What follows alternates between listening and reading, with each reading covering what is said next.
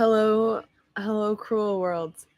It has been a few days. I don't really want to talk about it, but I'm in Los Angeles now, and you can't really see the background. Actually, maybe I should switch it so that you can see how idyllic my surroundings are right now. Um, I'm in Los Angeles, California. This is where I am. It is so pretty. Okay, I think this is, yeah, the reason that I didn't show you was because it was too bright, but it's really pretty. And I didn't read for like 2 days, so what matters is getting back in the water, and here I am. Um, I don't even remember. I don't even remember what was happening. Gabe, how are you? I don't even remember what was happening in the power broker, but he certainly hadn't brokered much power yet. As you can see, I am only this far, and it's been 12 days, which is honestly quite demoralizing. This is, I don't want to say like one of the most challenging things I've ever done. That's not true, but it's definitely one of like the most long term goals that requires daily activity that I've ever done. Anyway, um, without further ado, the power broker. Hi, Gabe. Um, if you know anything about the power broker, it's about a guy named Robert Moses, Bobby M. He was born in like the late 1800s. He grew up, he went to Yale, and he was like, I'm going to fix the civil service in New York City. And so then he got like a master, or he got a PhD, and then he came back and he finally got a job. And what we know, because we see the parks and all the expressways and everything, is that he totally redid everything in New York. He built everything. But that hasn't happened yet because we're only this far.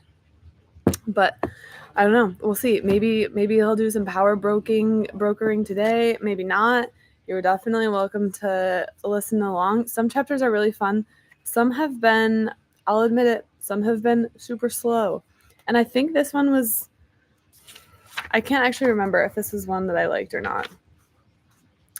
Oh yeah, right now he's working for the governor of New York, who he's really like not mincing words. Like apparently the governor is like really dumb.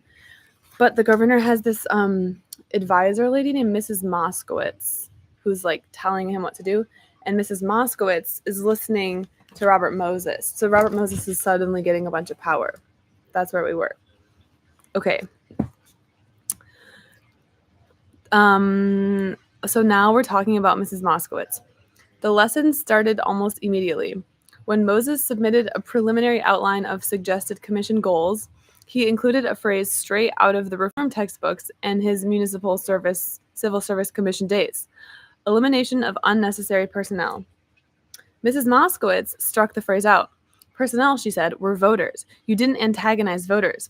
When Moses, copying a 1915 Bureau recommendation, suggested that the unwieldy 10-member council which ran the Department of Agriculture be scrapped in favor of a single professional commissioner, she pointed out that the council memberships were distributed by the legislature and were among the choicest patronage posts if possessed. The governor would need the support of the legislature if his program were to be approved, and the council, she said, would remain. I'm just remembering that I read all of this already. But yeah, Mrs. Moskowitz's decisions were always final. While Moses paced and argued, trying to change her mind, Mrs. Moskowitz would sit quietly and, when Moses had finished, would quietly repeat her earlier decision. There was never any question, recalls another staffer, that she was the boss. Often Moses would come bursting out of Mrs. Moskowitz's office, cursing under his breath. Striding around the large room in which 30 staffers had desks, he would let the breath out. He used to call Mrs. Moskowitz all kinds of names which weren't gentlemanly at all, one of the men who sat in the room recalls. I remember him saying over and over, "Do you know what that old she-son of a bitch told me this morning?"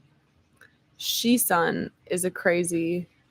That's a new one for me. I haven't heard that variation.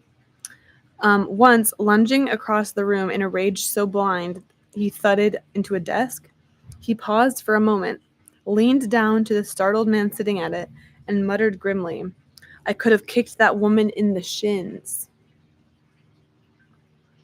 But in spite of the cursing, there was a difference in Bob Moses. The man who had not hesitated to criticize to their faces his superiors at the Bureau of Municipal Research was careful that his cursing of Mrs. Moskowitz was done out of her earshot. He certainly didn't talk to her the way he talked about her, a staffer recalls. While he might dispute a decision heatedly, he stopped arguing once she made clear that the decision was final.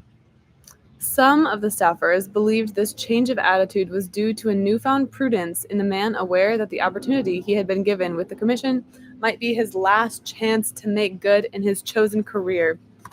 One says, quote, "If he had talked to Mrs. Moskowitz the way he talks to Cleveland or Allen, his old bosses at the Bureau of Municipal Research, or to Mr. Moskowitz, he would have been thrown out. And if he had been thrown out of that job, that would have been the end of Bob Moses, and he knew it." Also, it's crazy. In the camera here, I'm noticing that I have a crazy zit growing. That's not good news. It looks so large. I'm sure I'll survive. You might be wondering, has that always been there? No, it just showed up this morning. A new addition. Such an explanation, however, failed to take into account the full extent of the difference. For one thing, Moses was not only obeying Mrs. Moskowitz, but also obviously studying the lessons that she was teaching and studying them hard. His conversation began to include the phrases of practical politics as well as those of scientific management textbooks. His analysis of a state job began to take into consideration not only whether the position was necessary for the betterment of mankind, but also who had appointed the man who now held the position.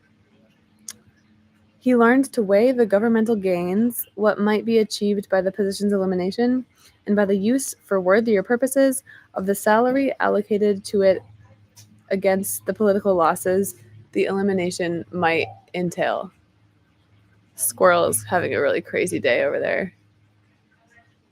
Wow. How much it would antagonize the appointer and how great an obstacle such antagonism might be to Smith's overall program.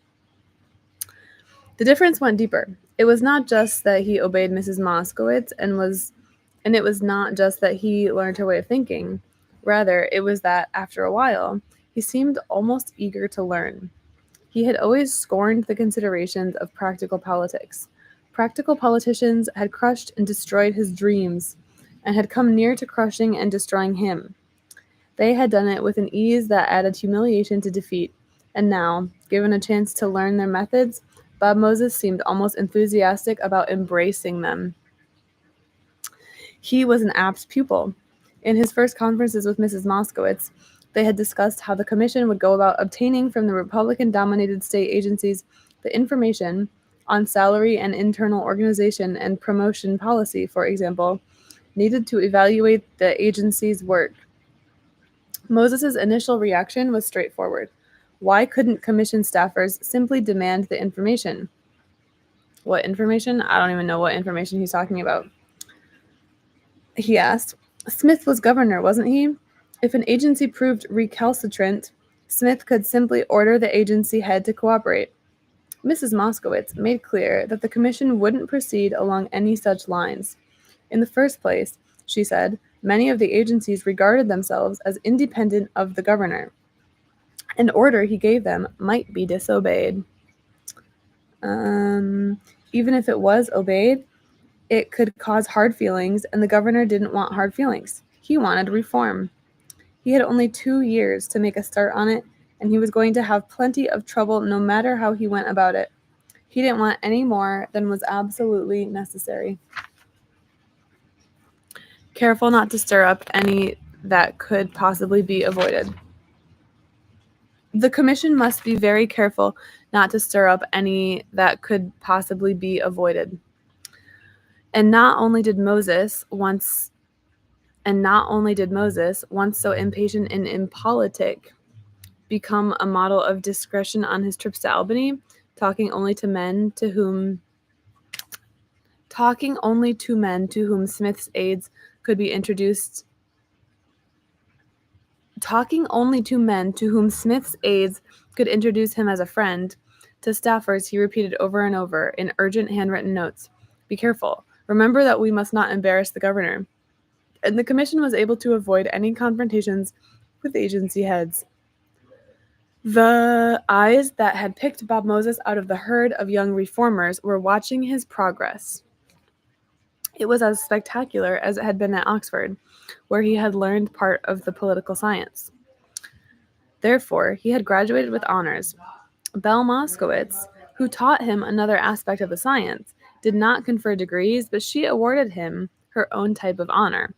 By the spring of 1919, less than 6 months after she had taken over Moses's tutelage, she was leaving the supervision of the State Reconstruction Commission almost entirely in his hands. He's finally getting some power to broker. Okay. The commission's work meshed with his personal convictions. Reorganizing government to make it more responsive to social needs was an aim that he had enunciated for himself in his Oxford thesis, and all his work in government, therefore, had only strengthened his belief in the urgency of the need for such reorganization. More specifically, the reorganization on which the Reconstruction Commission was embarked was almost certainly going to be designed to increase the powers of the state's chief executive, and power for the executive was another theme that, at least in implication, ran through the thesis. The commission's work, moreover, was of a scope and an aim consonant with the sweeping, soaring, almost visionary quality of his idealism. For years, he had laughed bitterly, ha ha ha ha, with other young reformers at the open chicanery, I don't know what that is, of the Black Horse Cavalry. I don't know what that is either. At the inefficiency of the system which sent tax collectors from 7 different state agencies to the same factory, at the utter hopelessness of the administrative machinery of New York State. Now at last, here was a chance to replace that machinery, not just to oil it, but to take it apart and haul it away and replace it with a new one. Here was a chance to change a state, the most populous and influential in the nation. I'm curious, what is the Black Horse Cavalry?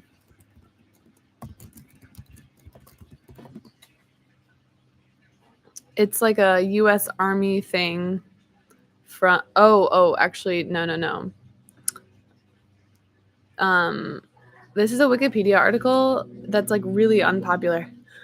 The Black Horse Cavalry, this Wikipedia article gets only 100 page views every month, which is not a lot. But it was a corrupt bipartisan group in the New York State legislature. And it preyed on corporations and blackmailed people and stuff. Interesting. Anyway, sorry, I got distracted on Wikipedia.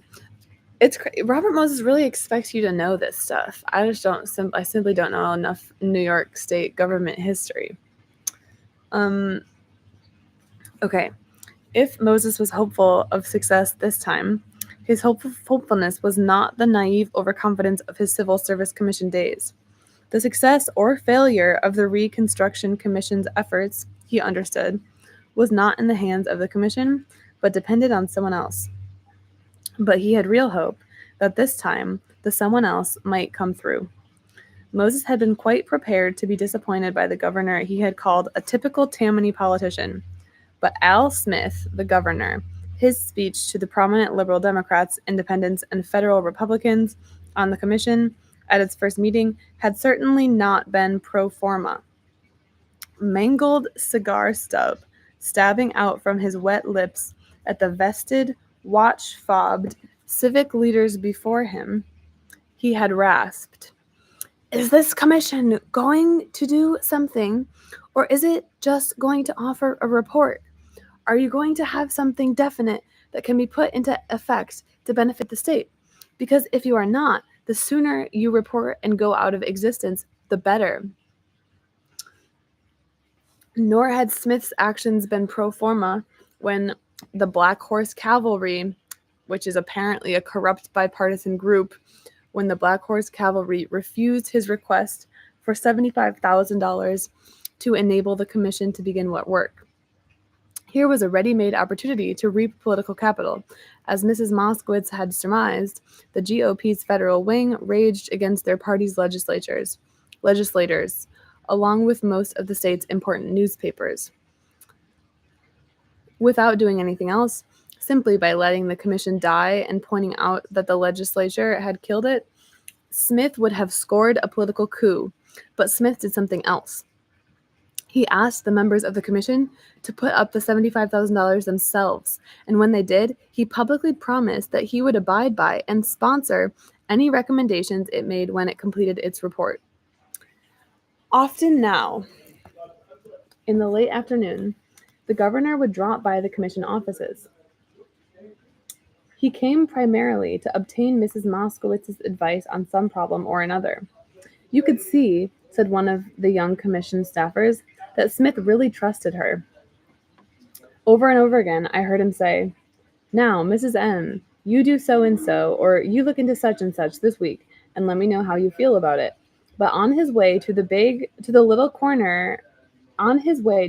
office in the corner that had been reserved for him and equipped with a big brass spittoon, the governor would stop and chat with the staffers, telling them the inside stories of political infighting going on in Albany, or kidding them about the pretty secretaries in the commission stenographic pool. Stenographic pool? I'm Googling that. I don't know what that is. Stenography is like... Oh, okay. This is interesting to me. Stenography is when you write things down in shorthand. But stenographic pool is like the group of people at the company that all do writing things that are writing things down shorthand. Like a court stenographer. Yes. But there's a bunch of them, and they're called the stenographic pool. And Robert Moses is about to cannonball right in. Thanks for liking my voice, the raspy voice. Maybe I should be better at that.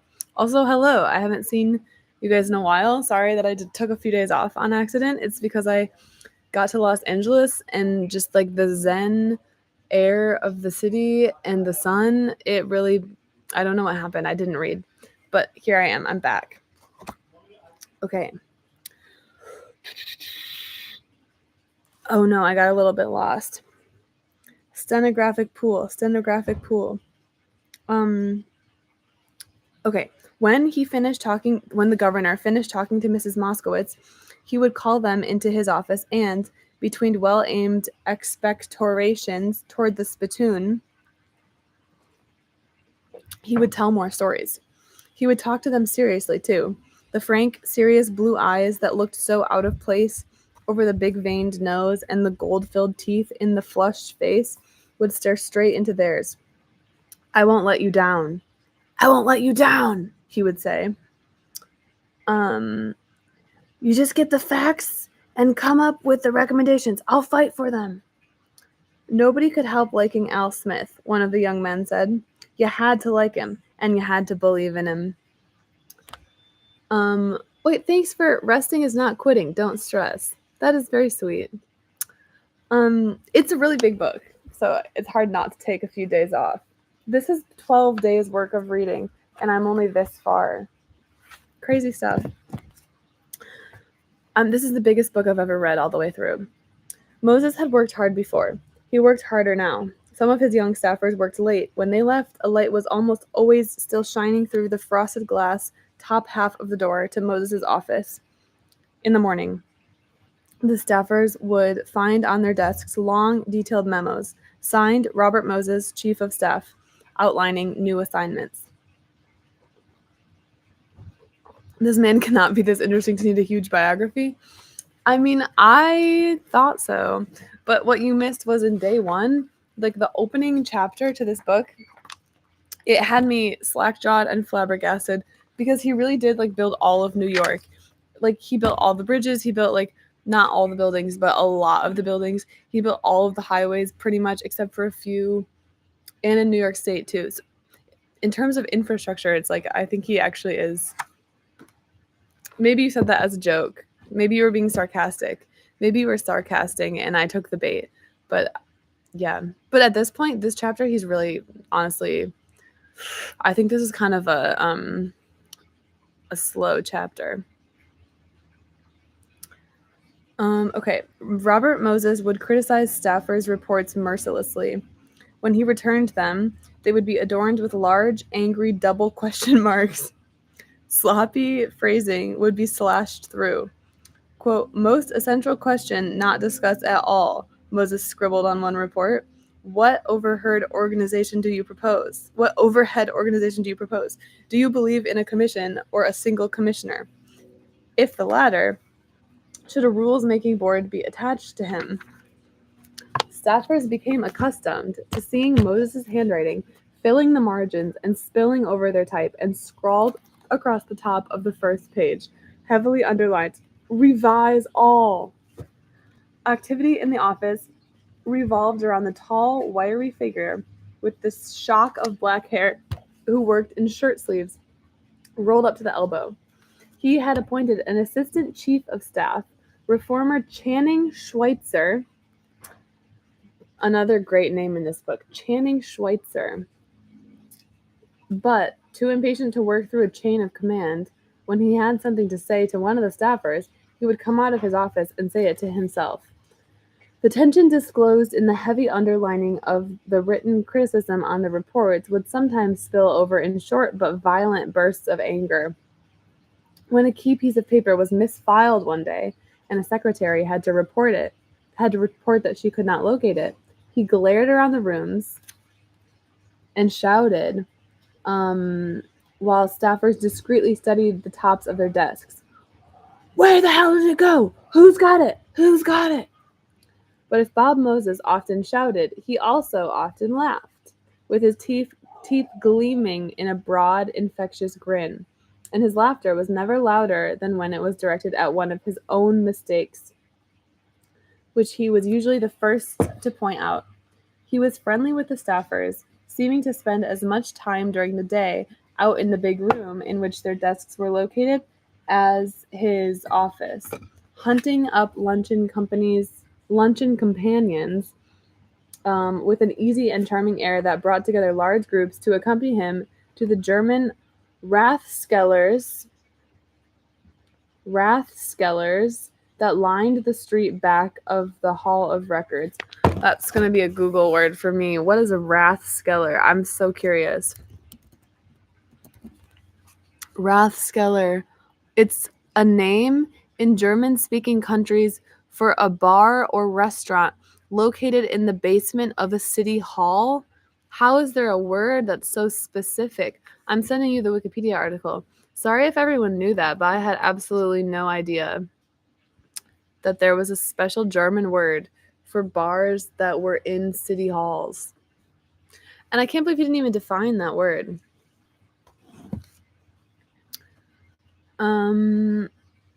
Okay. Rathskellers. Over lunch, he was a good listener, and with his vivid accounts of his latest hassle with Mrs. Moskowitz and his vivid descriptions of the big shots on the commission to whom she had introduced him, a good talker. His personality, his knowledge, and his application inspired the young men under him. Many of them would go on to distinguished careers, but they would look back across the decades at the time they spent working for Moses as one of the high points in their lives. Dedication has become sort of a phony word, staffer John Gauss said shortly before he died in 1969. But that's what Moses had. People who are terrifically hard workers, you have got to respect anyway. But it was more than just how hard he worked. He was a vibrant and driving person. You just knew that if you wanted to work for him, you had to be on your toes. But on the other hand, that you would be treated with complete frankness. And you also knew that here was one person who was really thinking of the public interest above everything else.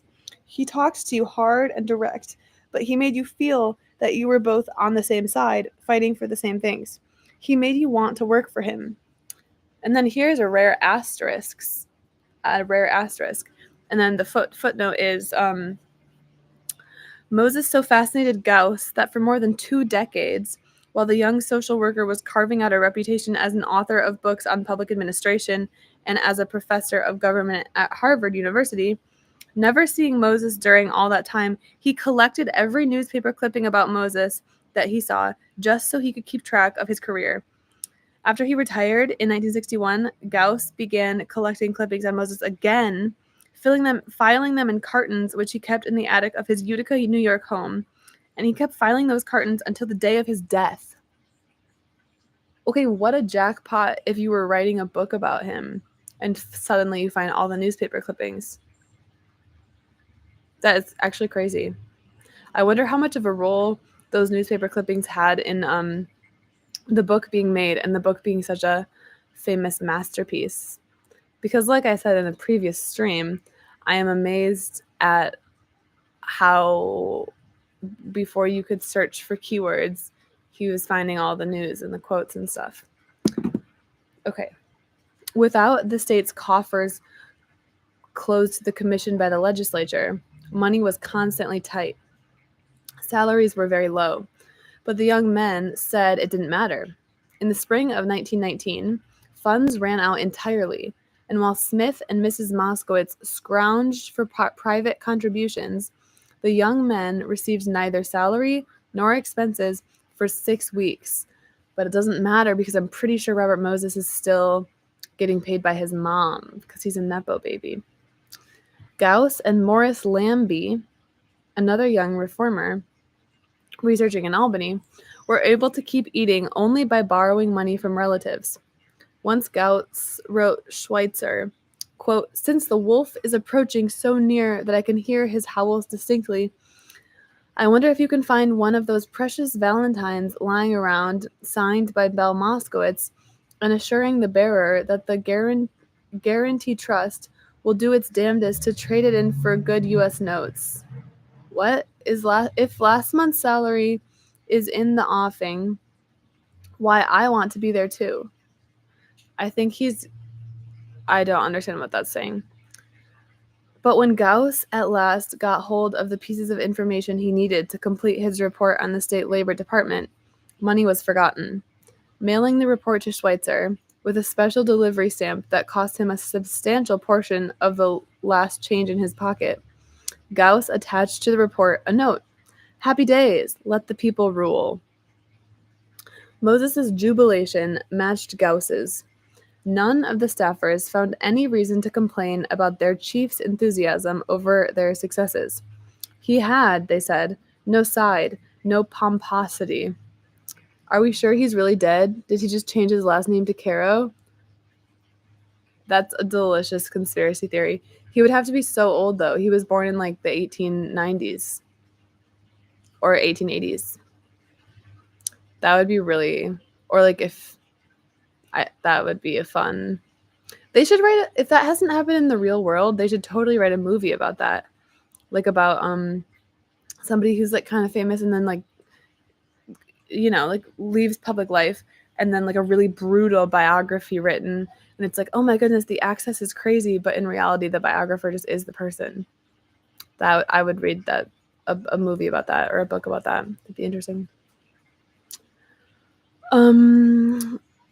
I'm going to probably read like the rest of this page.